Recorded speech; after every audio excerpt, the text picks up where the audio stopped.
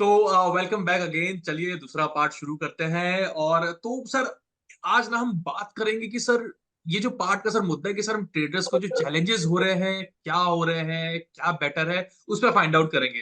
तो सर, सबसे पहला जो चैलेंजेस है जो लास्ट वीक हुआ, और उसके सबसे बड़े जो है बैठे हुए प्रफुल्ल जी, उनके पास जो सबसे बड़ा ग्लिच आया उनका, तो उन्हीं से स्टार्ट करते हैं, उन्हीं से पूछते हैं कि प्रफुल्ल यार, ये बताओ, ये जो जो ग्लिच आया, क्या लग रहा है कि मतलब ये जरूरी था, ये होना है एक्चुअली? जो ट्रेडर का जो चुनाव था, क्या आपने सही चुनाव किया, या डू यू रिग्रेट कि नहीं यार, मुझे कहीं और स्विच करना था, इतना बड़ा ग्लिच नहीं आना चाहिए था? Okay, to be honest, there is no tech platform which is glitch free. ठीक है, इन दैट केस मैंने जीरोदा के साथ बहुत सालों से मैंने काम किया। 4-5 साल से मैं जीरोदा से के साथ जुड़ा हुआ हूँ, 5 साल से जुड़ा हुआ हूँ। Zerodha has built it's brand on its core philosophy. They were the first brokers who were transparent.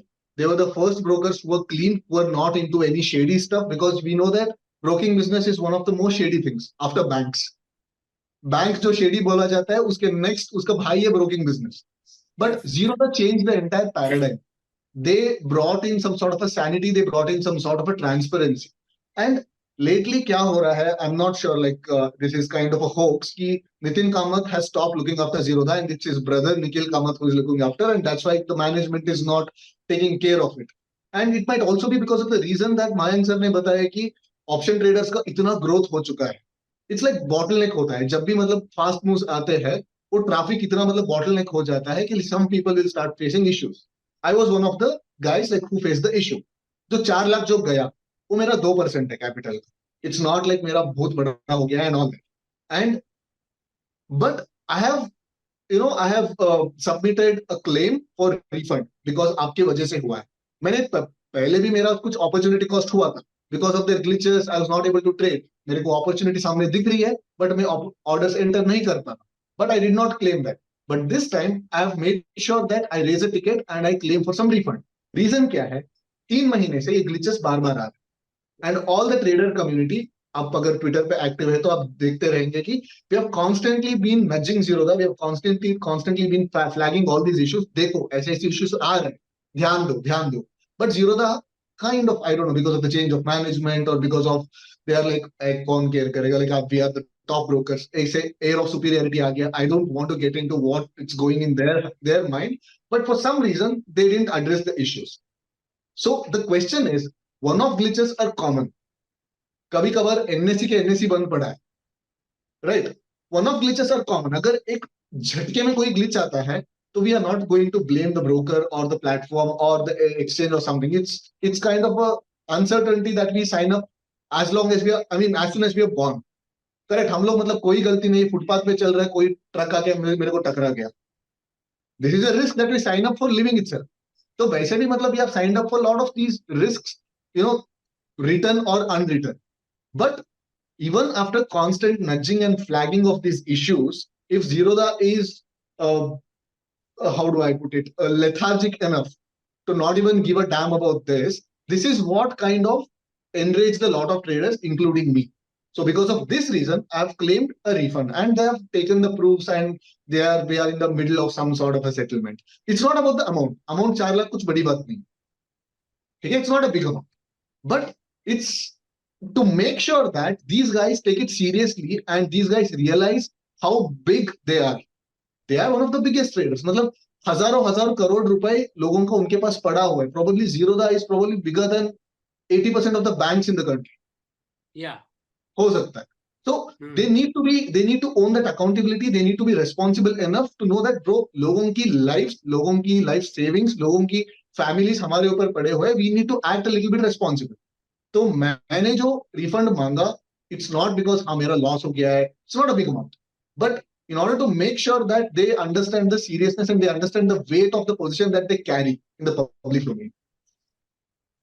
नहीं, great. I completely truly understand कि आप जो बोल रहे हो, ग्लिच बट की अगर आप देख। ग्लिच की बात ग्लिच की बात पे मैं भी भूल जाऊंगा. मैं बता दूं, 2018 में उमेश को ये सबको पता होगा एक बार ना बाजार में कुछ दिक्कत आ गई थी. 2 घंटे के लिए मार्केट बंद हो गई थी. फिर उसके बाद उन्होंने 3:30 बजे के बाद बाजार खोला और कैश की 2021 में भी प्राइस. हुआ ना मयंक जी? हम्म 2021 फरवरी में भी हुआ ना, एनएससी बिल्कुल पूरा बिल्कुल। बंद पड़ गया था, 5 घंटे के लिए बंद पड़ गया था। वो तो अलग की बात है, मैं दूसरी कहानी बता रहा हूँ, 2018-19 बता रहा हूँ। उसमें फिर उन्होंने 3:30 बजे के बाद बाजार खोला 2 घंटे के लिए। कैश की प्राइस मूव नहीं हो रही है, फ्यूचर की प्राइस 15% ऊपर हो गया, कैश फ्यूचर में 15% डिफरेंस हो गया, कैश मूव नहीं कर रहा, फ्यूचर अंडरलाइंग आपका चल नहीं रहा, फ्यूचर प्राइस भाग कैसे रहा भाई, ये मेरे समझ नहीं आया। कुड यू इमेजिन कि जो कैश फ्यूचर में आर्बिट्राज ट्रेडिंग करते हैं उनका क्या हाल हुआ होगा। ये सिस्टम हमारे यहाँ कैसे ही है भाई।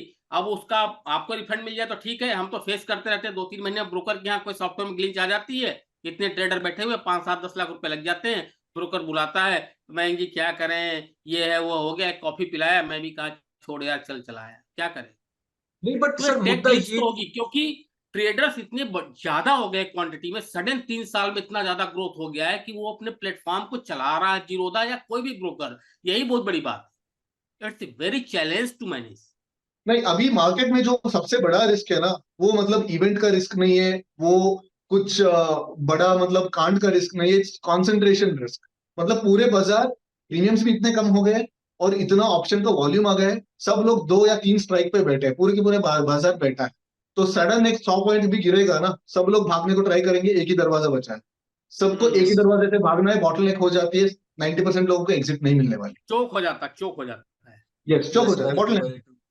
और एक्चुअली अगर देखा जाए तो सर कहते हैं कि सर जिसके पास दुनिया मतलब इंडिया का सबसे बड़ा ब्रोकर अकाउंट है उसको तो सबसे ज्यादा अलर्ट रहना चाहिए, क्योंकि लास्ट मंथ भी किसी एक बंदे ने जीरोधा पे फाइल किया था कि वो स्ट्राइक पेंडिंग पे चला जा रहा है, और एट द एंड 6 महीने बाद केस हुआ, वो बंदा जीत गया। एंड में पता ये चला कि जीरोधा के एंड से मतलब हाई स्पीड इंटरनेट उनको यूज करना चाहिए था, they are using 4 Mbps something, ऐसा इशू हुआ था, Praful if you remember right.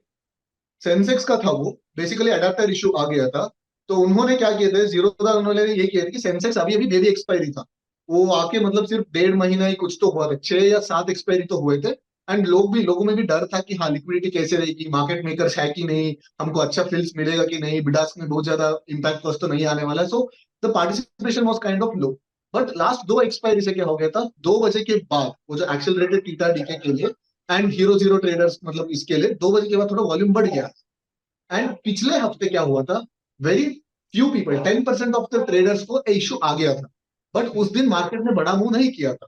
Next week क्या हो गया था, दैट वॉल्यूम्स काइंड ऑफ, अगर आप बीएससी का ट्वीट्स भी देखते हैं तो बीएससी मतलब चौड़ा होकर बोल रहे थे कि देखो हमारा वॉल्यूम्स का ग्राफ ऐसे ऐसे बढ़ रहे हैं, 2x हो रहा है एवरी वीक, 2x हो रहा है।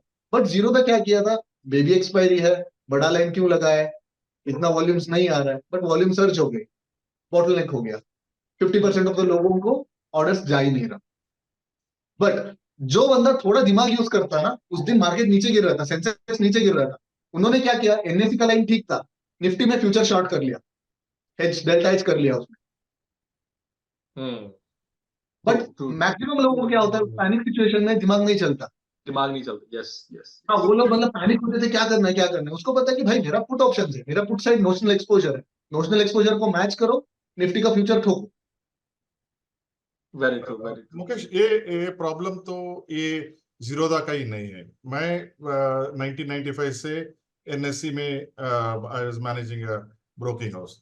एक टाइम वो टाइम तो सेटलमेंट 5 डे सेटलमेंट का था, आज तो रोज सेटलमेंट है। तो एक सेटलमेंट में कुछ प्रॉब्लम हो गया तो 2 सेटलमेंट कंबाइन किए थे वो टाइम। उसके बाद क्या किया एनएससी लोगों ने कि ये जो मुंबई में जो है सेंटर, इसलिए एक मिरर एक्सचेंज बनाने का।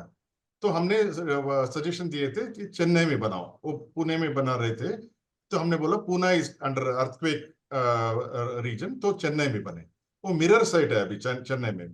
तो वो टाइम में और एक हम सजेशन दिए थे कि वो टाइम पे इंटरनेट में नहीं चल रहा था, वो वीसैट पे चल रहा था वो ट्रेडिंग। तो हमने बताया कि हमारा वीसैट अगर खराब हो गया तो क्या करेंगे। तो हमने सजेशन दिया कि आप मिरर वीसा डाल दीजिए एक्सचेंज के पास, हम उधर आके ट्रेडिंग करेंगे। तो 2004 में जब वो क्रैश हो गया मार्केट, वो टाइम पे बहुत सारे लोग के वीसा खराब हो गए 2004 में। तो अरे हम सर, तो अक्सर बरसात में भी खराब हो जाता था वीसेट तो, हाँ क्या सर, बरसात में भी, रेनी हाँ सेशन में बरसात भी में खराब होता हो था जाता कभी भी, कौवा कौवा बैठा तो कुछ प्रॉब्लम था। होती। हाँ। तो हमने वो सजेशन दिया, हमने मद्रास में थे, तो हम एनएससी एक्सचेंज के वेबसाइट, एनएससी एक्सचेंज जाके उधर हम ट्रेडिंग किए। तो उस दिन से मुझे एक ही ब्रोकर पे या एक ही सिस्टम पे मैं कभी भी फुल 100% कभी नहीं करता। आज भी मैं 2 ब्रोकर्स यूज करता हूँ, एक जीरोधा और एक JM Financial. JM Financial full fledge broker है, तो डिस्काउंट ब्रोकर नहीं है, मगर फिर भी उसका क्या है कि कभी भी उसका प्रॉब्लम्स नहीं रहता, कभी भी। आज तक टचवुड मैंने देखा। मेरे जीरोधा का एक्सपीरियंस ऐसा है कि मुझे अभी तक कुछ प्रॉब्लम नहीं हुआ, आज भी नहीं हुआ, कभी नहीं हुआ। मैं तो 3-4 साल से जीरोधा कर रहा हूँ। मैं बहुत साल से जेएम फाइनेंशियल यूज कर रहा हूँ।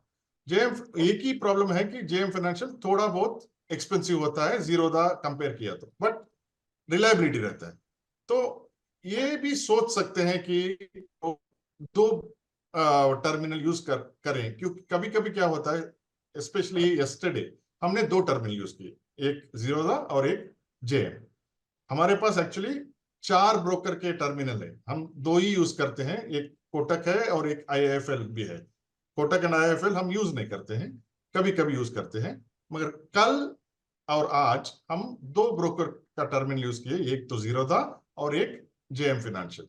तो ऐसा भी हम सॉल्यूशन ढूंढ सकते हैं, क्योंकि मुझे पता है, क्योंकि मैंने देखा है 1995 में देखा है, 1998 में देखा है, 2004 में देखा है। तो उस एक्सपीरियंस से you have to change your strategy. वो भी कर सकते हैं, सोच सकते हैं। Okay, great great great. Umesh ji, अगर आपका कोई एक्सपीरियंस है प्लीज आप शेयर करिए, क्या बेटर हो सकता है। देखिए, मैं इसके बारे में एक चीज बोलना चाहूंगा कि ग्लिचेस तो पहले से भी आते रहे हैं और आते रहेंगे। तो उसके केस में मैंने क्या कर रखा है, मेरे 3-4 अकाउंट है पर ब्रोकर के पास। मैं जीरोधा में मैंने स्टार्टिंग से मैंने अपना अकाउंट ओपन नहीं करा, मेरा आज तक डीमेट अकाउंट जीरोधा के साथ है ही नहीं, बाकी और अदर ब्रोकर्स के साथ है। तो बेसिकली मैं क्या करता हूँ, हर ब्रोकर के पास मैं इन्वेस्टिंग करता हूँ तो अलग फंड यूज कर रहा हूँ। मतलब यानी कि अगर मेरे को इन्वेस्टमेंट करनी है तो एक अलग ब्रोकर है जिसमें मैं सिर्फ इन्वेस्टमेंट करूंगा।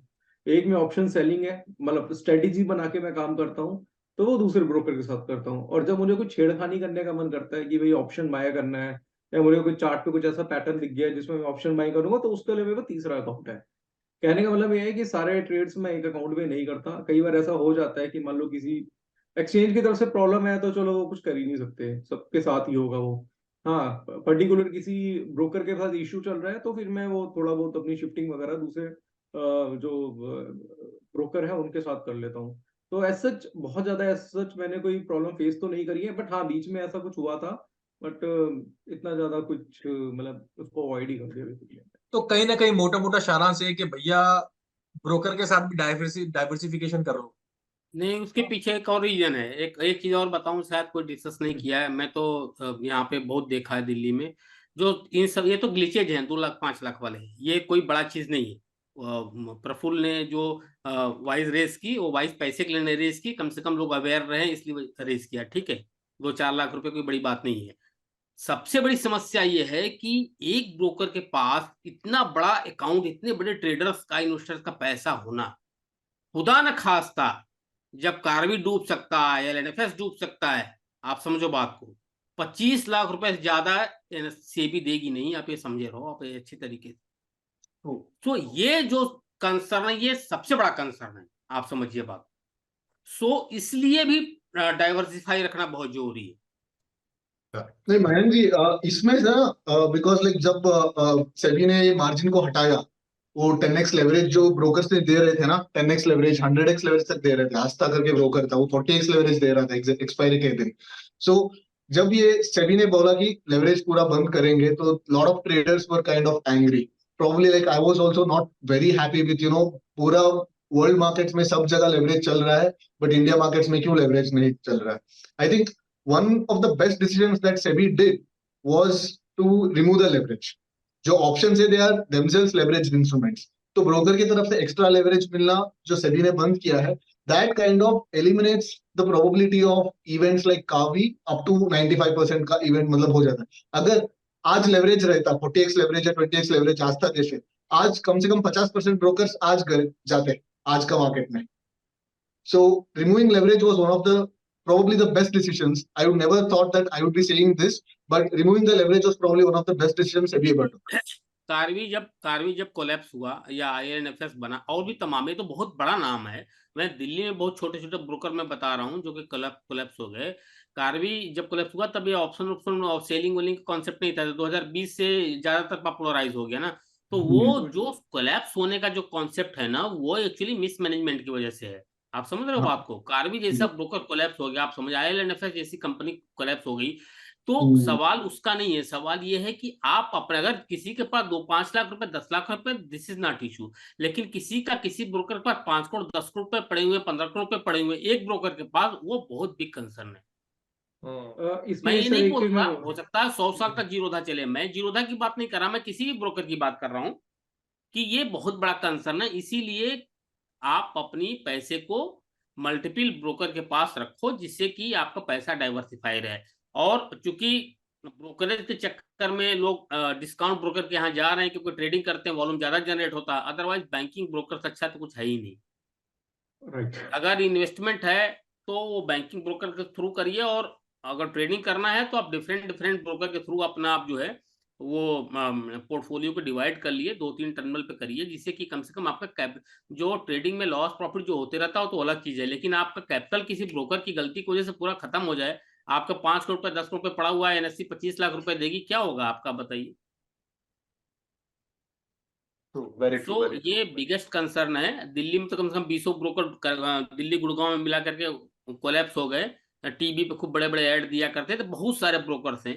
एक की तो करीना कपूर भी ब्रांड एम्बेसडर थी, कलकत्ता का ब्रोकर था, खूब ऐड आता था उसका, सब खत्म।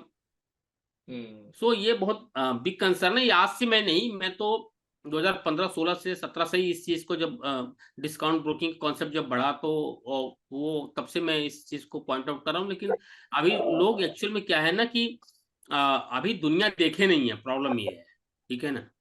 जो दुनिया देखे नहीं है, और उनको पता नहीं कि ब्रोकर भी कोलैप्स होते हैं, है ना? उनको लग रहा हो तो मेरा पैसा है, मेरे अकाउंट पड़ा हुआ है, कैसे जा सकता है? तो ये बिग कंसर्न है। हालांकि सेबी ने बहुत ज्यादा ट्रांसपेरेंसी लाने की कोशिश की है, लेकिन वो सर जब डूब जाएगा तो फिर पैसा मिलना बड़ा मुश्किल है। नहीं नहीं, बहुत बढ़िया, एक्चुअली बहुत अच्छे से। एक्चुअली एक उमेश जी टाइम प्लीज इस कंटिन्यू। केस में एक एक बात टाइम करना पे चाहूंगा क्या मैं। होता, एक एक टाइम पे the biggest broker was actually bank broker which is ICICI हाँ। डायरेक्ट था बहुत साल। But they also went to complacency, हम बड़े हैं तो कोई हमारा कंपटीशन ही नहीं बोल के देन जीरोधा केम इन 2010। नहीं तो एक टाइम पे तो सिर्फ आईसीआईसीआई डायरेक्ट था, उसके बाद एचडीएफसी। वो एचडीएफसी भी उतना एक अच्छा काम नहीं किया, तो इसलिए people move away from banking. Otherwise if you go with the bank, that is the best place to go because it is safest, specially ICICI HDFC, they are नहीं, एक्चुअल सिस्टमिकली में important banks. Sainik sir, bank broker के साथ जाने में दिक्कत traders के लिए क्या है ना कि कॉस्टिंग बहुत ज्यादा है, आप समझो बात को, है हाँ, ना? कॉस्टिंग बहुत ज्यादा, मान लो मैं कॉस्टिंग भी दी और मुझे लॉसेस भी लग गए, तो समझ लो कितना मार हो गया ट्रेडर के लिए। करेक्ट तो correct. This is the biggest issue. Sir otherwise मैं इससे बता रहा हूँ ज्यादा ना सर, सेफ कोई नहीं बिकॉज है। मयंक सर, कॉस्टिंग की जब बात करेंगे ना सर, तो India is probably the most cost efficient market. तो हम लोग, बहुत सारे जो ट्रेडर्स अभी जो एक्सपायरी डे में जो भी स्ट्रैटेजी चला रहा है, इतना चर्न ला रहा है ना, उसका मेजर रीजन ही कॉस्टिंग है। अगर सेम स्ट्रैटेजीज अगर यूएस मार्केट में रन करने ट्राई करेंगे या कहीं और मार्केट में रन करने ट्राई करेंगे, तो कॉस्ट ब्रेक इवन भी नहीं निकलता, नहीं प्रॉफिटेबल होने के बावजूद भी ब्रेक इवन नहीं निकलता। So discount broking has brought in a revolution where the costing has gone so low that so many of these levered beta strategies have become kind of viable at large scale. Very true, Umesh very कुछ Yeah, true. बोल there रहे is a थे? plus and minus. Umesh please continue. हाँ, नहीं, मैं actual में कार्वी के बारे में बात करना चाहता था क्योंकि रीजन कुछ और था। कार्वी के कोलैप्स में रीजन कुछ और था क्योंकि मेरा एक बहुत अच्छा फ्रेंड वहाँ पे रिसर्च एनालिस्ट की पोस्ट पे था। तो मेरे पे 2 अकाउंट थे, एक मंत्र के नाम पे, एक मेरा अकाउंट था। 10-10 लाख हम दोनों के अकाउंट में थे। तो उसने मेरे को 2 महीने पहले ही बोल दिया था कि सारा पैसा निकाल ले, क्योंकि रीजन इसके पीछे कुछ और था। ठीक है। और रही बात कॉस्टिंग की जो बात कर रहे हैं, जैसे मैं खुद जैसे बैंकिंग प्रेफर करता हूँ, मेरा अकाउंट आईसीआईसीआई में है, और मैं जो भी इन्वेस्टमेंट करता हूँ वो मैं बैंकिंग जो ब्रोकर होता है उसके थ्रू ही करता हूँ। रीजन उसका क्या है, एक तो उनकी ब्रोकरेज हायर होती है, तो आप उसमें छेड़खानी नहीं कर सकते, बार बार बाय सेल नहीं करते। तो मैं क्या करता हूँ कि इन्वेस्टिंग के लिए मैं एक अच्छा ब्रोकर रखता हूँ जिसमें मेरा पैसा सबसे ज्यादा होता है। और जो डिस्काउंट ब्रोकर है उसमें ट्रेडिंग या फिर स्ट्रेटेजीज बनाने के लिए रखता हूँ, क्योंकि उसमें मेरी जो ब्रोकरेज है वो बहुत कम होती है। तो यही कहना तो चाह रहा दिस इज उमेश ने जो बोला, this is new concept to control the emotions. Right right right. तो पहले डेफिनेटली। ये चीजें मैं पहले से ही कर रहा हूँ, 2011 से 10 से मैं इन्वेस्टिंग कर रहा हूँ। और मैंने पहले से ही सोचा हुआ था कि भाई मैं वो ब्रोकर के साथ काम करूंगा जिसमें भी ब्रोकरेज ज्यादा होगी। पहले मैं 5 पैसा ब्रोकरेज देता था, 5 पैसा, आज कितने लगते हैं, पहले 20 वही रुपए बढ़ चलता गए, था भाई, डिलीवरी पे 5 5 पैसा, पैसे 5 7 पैसे पैसे 12 पैसे तक लिए हैं लोग डिलीवरी पे, बताओ। लगते हैं। 2008 में सर मैं खुद सब ब्रोकर के पास एज अ डीलर जॉब करता था 2008 में। अब तो 16 काफी टाइम हो गया, 16 साल हो गए। तो उस टाइम पे भी 3 पैसा 4 पैसा ये ब्रोकरेज लगती थी। और आज तो मतलब अगर देखेंगे तो कितना सस्ता हो चुका है। डिलीवरी पे लोग 12-12 हजार रुपए लिए भाई डिलीवरी पे। बीटीएसटी बोलते थे, मैं एज एनालिस्ट काम करता था, बोलते थे शाम को तुमको 10 कॉल देनी है तुम्हें, हिट हो या हाँ ना हो, बस आज लेना है कल बेचना है, डिलीवरी ब्रोकरेज लग गई। yes. हम बारह टारगेट बारह भी नहीं हजार लग रुपए रहे तक सर चार्ज किया है। एक्चुअल और में। जब मैं मार्जिन फंडिंग पे 18% 22% इंटरेस्ट लेते थे, पता है। Right right. तो अभी नहीं नहीं, चीजें तो बहुत बहुत सस्ती हो गई हैं। सस्ती होने की वजह से लोग ज्यादा काम करने लगे हैं, तो ज्यादा नुकसान दे रहे हैं ब्रोकरेज, और अल्टीमेटली टर्नओवर ज्यादा बढ़ गया है, तो ब्रोकर के पास तो कमाई बढ़ ही गई है ना।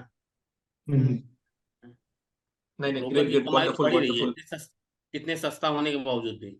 नहीं नहीं, वंडरफुल सर, बहुत ही अच्छा लगा ये पुराने पुराने बातें आप लोग को बता रहे हो, लिटरली मैं और आई थिंक हमारे व्यूअर्स भी एंजॉय कर रहे हैं। बट अब आगे बढ़ते हैं, शो को आगे कंटिन्यू करते हैं। सर अगला जो क्वेश्चन है ना, that is related to the mindset.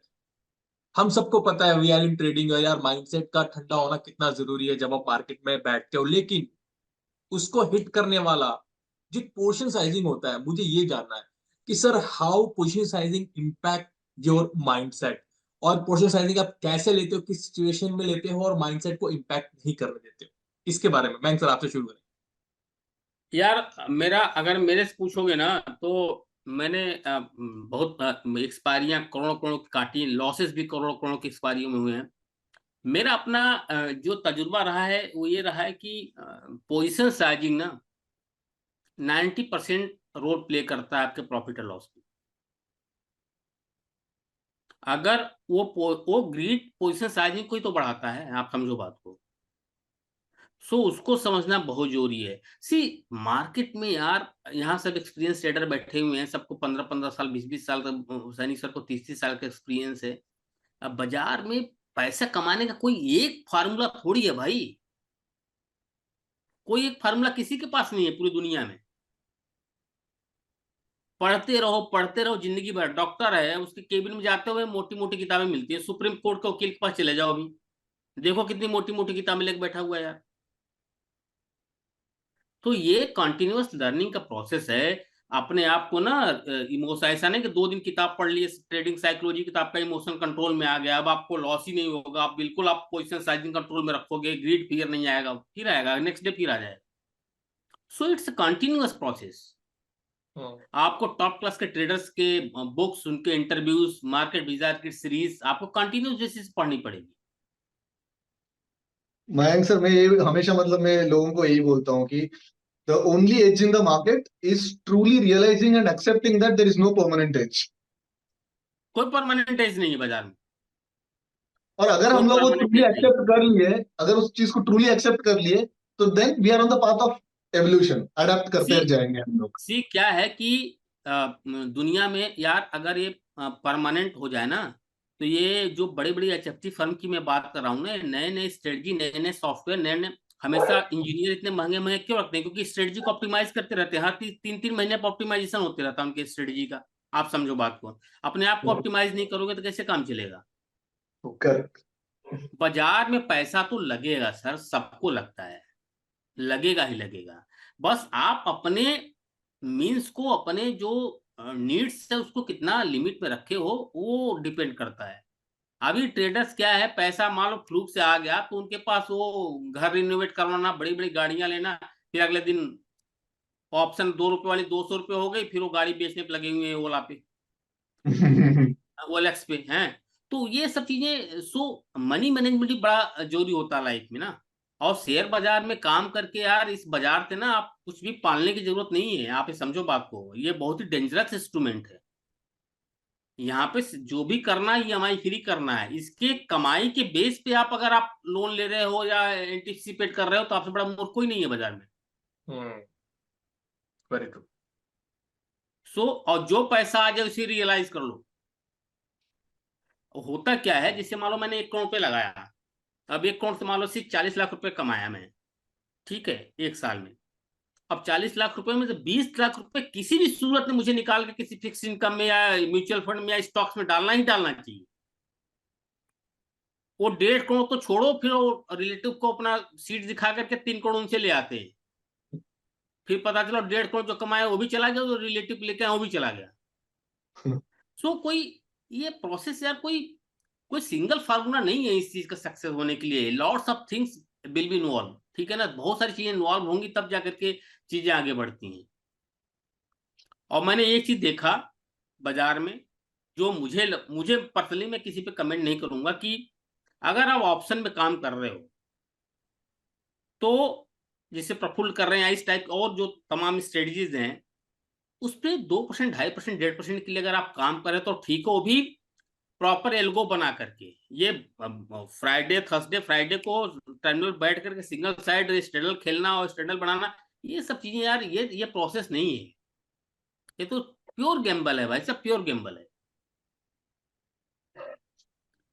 मैंने देखा है कि ये ना, ये कभी बाजार को ना मैं नेटवर्क मार्केटिंग से भी कनेक्ट करता हूँ। जैसे कोई बंदा ना नेटवर्क मार्केटिंग वाले के उसमें आ जाता है, गिरफ्त में आ जाता है, उसके गिमिक में आ जाता है, तो उससे जब उसको समझाने के लिए जाओ ना तो 3-4 चेके निकाल के दिखाता है। देखो जनवरी में मेरे को इतने पैसे आए, फेब में मेरे को इतने पैसे आए, मार्च में मेरे, आप कैसे बोल रहे हो कंपनी खराब है, 6 महीने से मेरे पैसे आए। जब उसे 1.5-2 साल बाद मिलोगे ना तब वो रोना शुरू करता है। आप समझ रहे बात को। इसी तरीके से ये जो डेली एक्सपायरी वाले हैं ना, ये हर महीने गिनाते हैं, देखो एक्सपायरी में इतना पैसा है, एक्सपायरी में आप कैसे बोल रहे हो। 10 साल का कमाया हुआ पैसा सर एक दिन में जा सकता है बाजार में, आप समझो बात, कितना डेंजरस इंस्ट्रूमेंट है ये। सो उसको मैनेज करना, पैसे को निकालना, निकाल करके ढंग की जगह लगाना, थोड़ा थोड़ा पैसा निकालते रहना, ये एक्सपीरियंस हम लोगों ने नहीं किया लाइफ में, हमने गलतियां की, इसलिए मैं बता रहा हूँ। करेक्ट, सही है। हमने Correct, गलती correct. की, एक्सपोजर बढ़ाया बहुत। 2010-11 में मैंने कितना पैसा कमाया मैं काउंट नहीं कर सकता था, लेकिन ये गलतियां की हमने, क्योंकि तब उस समय थोड़ी ये जूम और मेंटर थोड़ी थे कोई। अपने गलतियों से सीखा आदमी, तब तक सारी उम्र निकल गई सीखते सीखते। अब जो नए लोगों को सिखाओ वो भी सीखने को तैयार नहीं है, उनको भी 3 दिन में ट्रेड करके मर्सिडीज से चलना है। प्रॉब्लम तो ये है।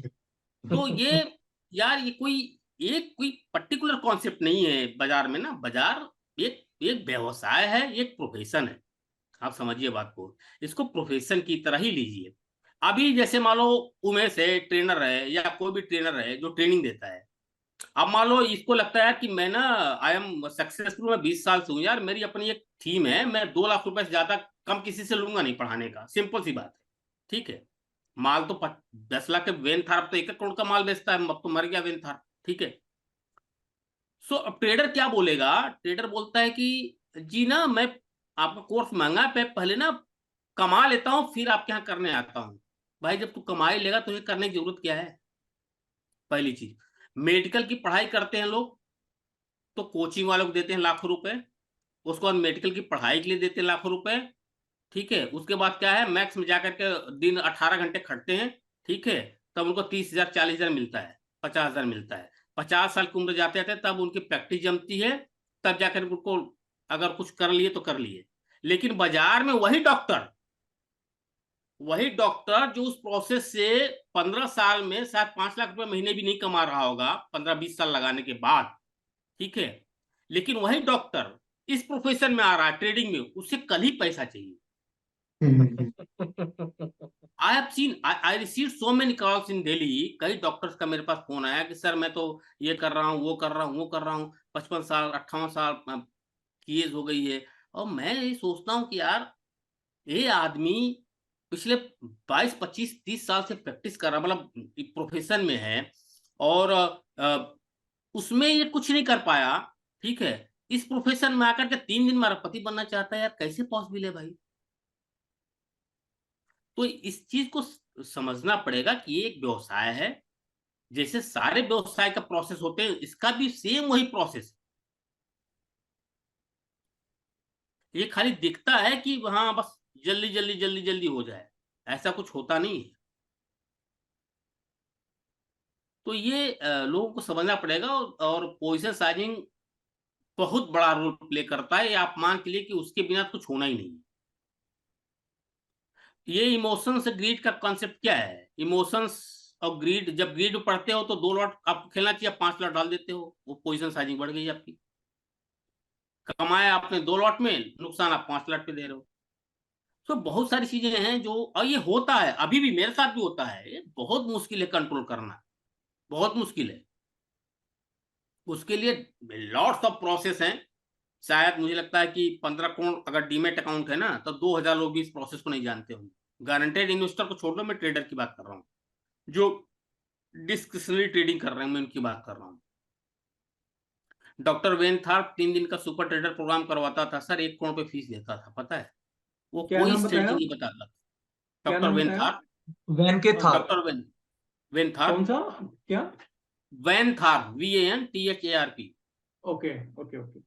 वो कोई भी स्ट्रेटजी नहीं बताता था पूरे। अब तो मर गया वो 82 साल की उम्र में सर, उसकी वेबसाइट बंद हो गई। उसका सुपर ट्रेडर प्रोग्राम 2 साल का था, 1 करोड़ पे लेता था। 1 करोड़ पे इंडियन करेंसी बता रहा हूँ, और कोई स्ट्रेटजी डिस्कस ही नहीं करता था, कोई स्ट्रेटजी नहीं। सिर्फ psychology, life style, mind set, brain, इन सब चीजों पे वो खाली 2 साल 1.5 साल ब्रेन आपका वॉश करता था। तो ये कॉन्सेप्ट बहुत बड़ा है, इतना आसान नहीं है, क्योंकि ना सब कुछ आपका इसी से चलता है। ये सही नहीं तो सब बेकार है। दूसरा चीज क्या है जो मैंने रियलाइज किया ट्रेडिंग में, कि यार सेल्फ सेटिस्फेक्शन बहुत बड़ी चीज होती है। ये सर मैंने देखा, ये ट्रेडिंग में नहीं, पर्सनल लाइफ में भी। कभी कोई बाइक से चलता रहा होगा ना, आज उसके पास अगर 30 लाख की गाड़ी है ना, तो मुझे बहुत लोग मैंने देखा कि वो बाइक के समय ज्यादा खुश थे, 30 लाख की गाड़ी होने पर उतना खुश नहीं है। आप समझो बात। तो ये सब चीजें भी इम्पैक्ट डालती हैं आपके आपके कोई भी प्रोफेशन हो, ट्रेडिंग हो या कुछ भी प्रोफेशन हो। तो ये सब चीजें, ये पूरा स्पेशली स्टॉक मार्केट तो पूरा गेम ही साइकोलॉजी का है, पूरा गेम साइकोलॉजी का नहीं नहीं, वंडरफुल वंडरफुल सर, आपने बहुत अच्छे से इलेबोरेटिव वो में आपने समझा दिया कि भैया सबसे डेंजरस इंस्ट्रूमेंट है, और बहुत संभाल के सही माइंडसेट के साथ सही पोजीशन साइजिंग के साथ ही ट्रेड करना है, वरना कहते हैं ना कि विनाशक आपके सामने दरवाजे पे नॉक कर रहा, आप कभी बर्बाद हो सकते हो। चलिए बढ़ते हैं अब सैनिक सर के पास। प्लीज आप समझाएं कि sir what do you think, how do you think and how to tackle this challenge. नहीं नहीं, जो मयंक सर ने बताया actually that is a correct thing, जो भी एक्सपीरियंस से बता रहे हैं वो। तो सबका एक यूनिक मेथड होता है। मेरा मेथड इतना ही मैं करता हूँ, रोज मैं इंट्राडे ट्रेडिंग करता हूँ।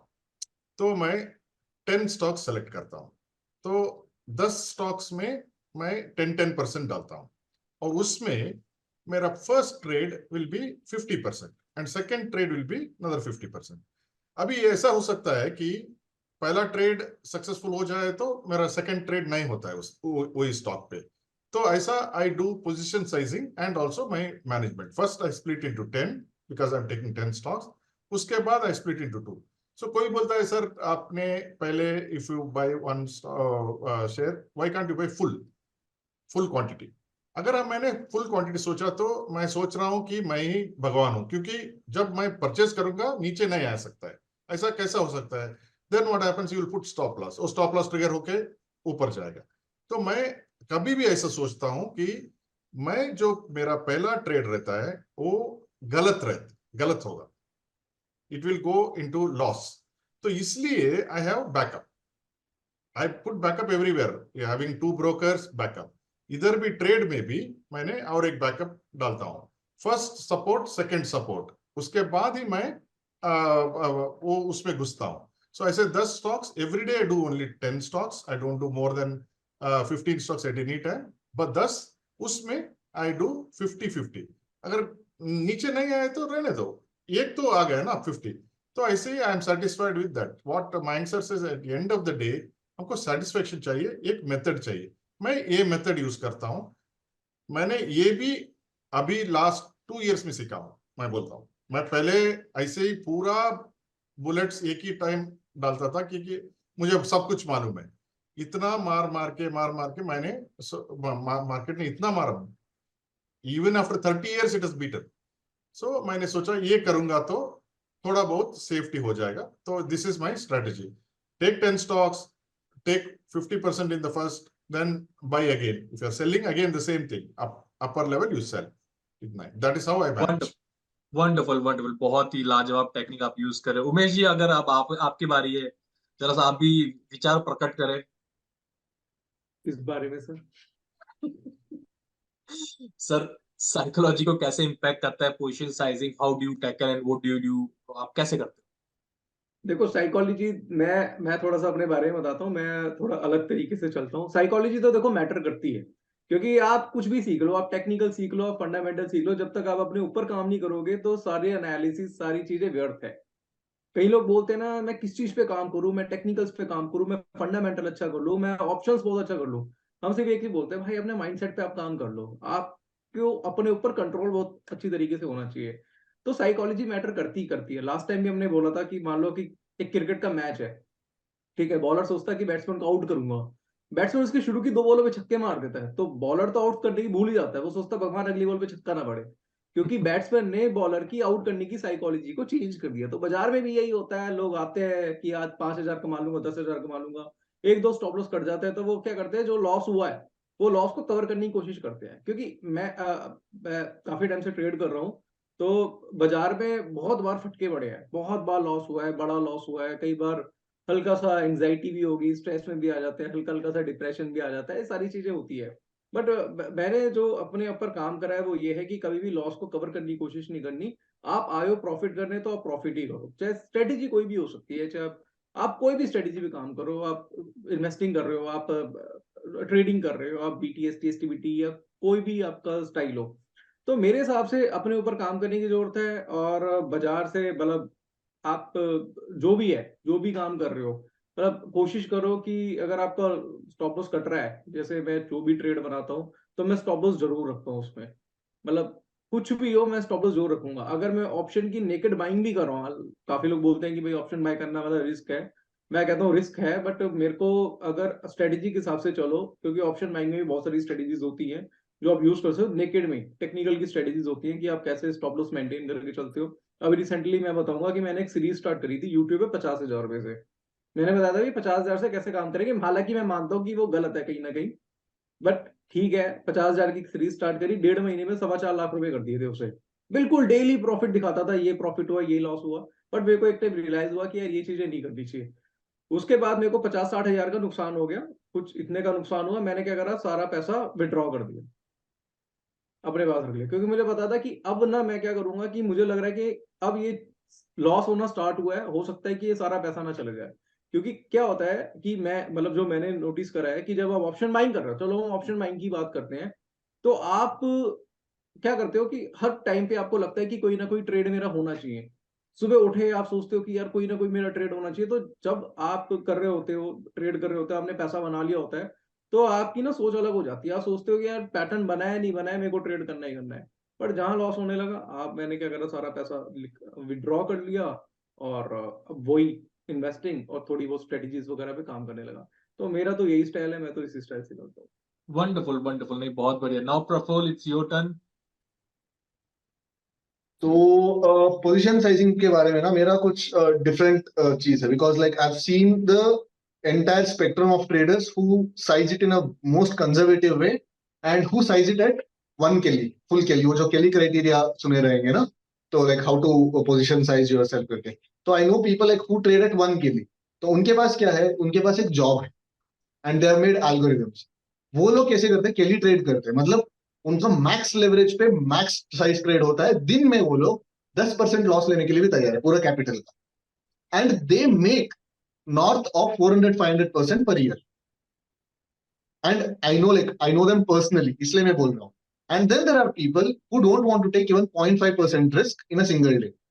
आई फॉल समवेयर इन बिटवीन। मैं हर रोज 1 से 1.5% रिस्क के लिए मैं ठीक हूँ, right. Now, when it comes to like, since I am predominantly an option trader and non-directional trader, जैसे राकेश झुनझुनवाला जी बोलते हैं कैश इज किंग. जब भी मार्केट मौका देता है बाई करने के लिए, आपके पास कैश होना चाहिए बाई करने के लिए. So don't commit to the market with full quantity, with full capital. Similarly अगर आप ऑप्शन सेलिंग करते हैं तो don't commit your entire margin at one go. जैसे बोलते हैं cash is king, option selling में spare margin is king, because ये स्पेयर मार्जिन से ही आपको एडजस्टमेंट्स का काम आता है, दूसरी तरफ से हेजिंग का काम आता है, बहुत सारी चीज होती है. So always size it in such a way that you are comfortable and you are okay with a worst case max loss. Because I can't put a particular number कि ऐसे ही position sizing होना चाहिए, ऐसे ही होना चाहिए. Because I know for a fact that there are people who size it so conservatively, and there are people on the exact opposite end of the spectrum who trade at 1 kg. There are people who trade at 0.5 kg, and there are people who are in my domain. There are people like below me. तो पूरा spectrum मिलता है traders का, and it's not like, see, the risk appetite is different for different person. वो बंदा उस point of कौन सा पॉइंट ऑफ लाइफ पे है, उसका फाइनेंशियल स्टेबिलिटी कैसा है, वो what does he exactly want from the market, वो मार्केट से क्या अचीव करना चाहता है, and whether is okay to take that risk, एंड वो जिंदगी का कौन से मोड पे है, एंड उस मोड के हिसाब से वो रिस्क एपेटाइट को ऊपर करता रहता है, नीचे करता रहता है. There are few people 3 years back or 4 years back, they used to take 10% risk. जैसे जैसे कैपिटल बढ़ता गया, their risk appetite started falling down. अब वो आगे के आधा % रिस्क पे. So there is no one single formula कि मतलब ऐसे ही करना है, but it has to fit your point of like your philosophy of. There is nothing, there is no right or no wrong thing.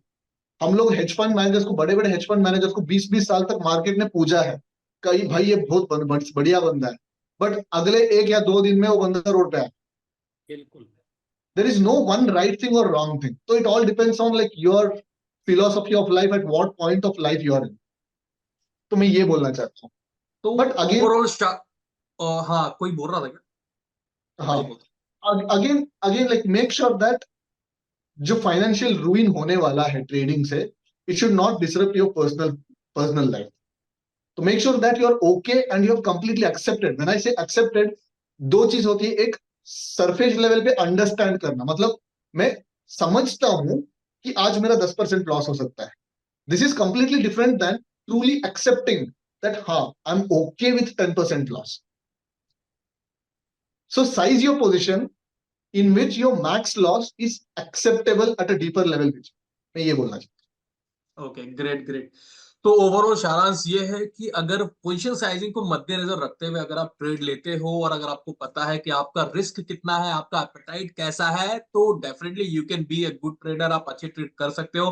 लेकिन अगर position sizing हिला हुआ है तो माइंडसेट भी हिलाएगा. अगर आपका एपेटाइट भी बंधा हुआ नहीं है तो एट द एंड आप बस्ट हो जाओगे, right? Yes. I hope all are agree on the same page. Yes. Yeah. Great. So yeah, thank you very much each and everyone. Mang sir, Sainik sir, Praful, तुमने पहली बार join किया, thank you very much. Umesh ji लगातार आप join करो, बहुत बहुत धन्यवाद. So it's been lovely talking to you guys. It's already too late, 10:15 approx. Definitely ये वीडियो कल तक मैं अपलोड कर दूंगा. हाँ सर, कुछ बोल रहे हो आप? ठीक है. नहीं, बस, ठीक है. bye. So thank you very much. Let's see. Hope we will continue this kind of conversation again, and let's educate our Indian customers. So thank you very much. Thank you for joining the show. Thank you very much. Thank you. Okay sir, bye, tata. Bye bye. Good Tata. night. Mayank sir, bye.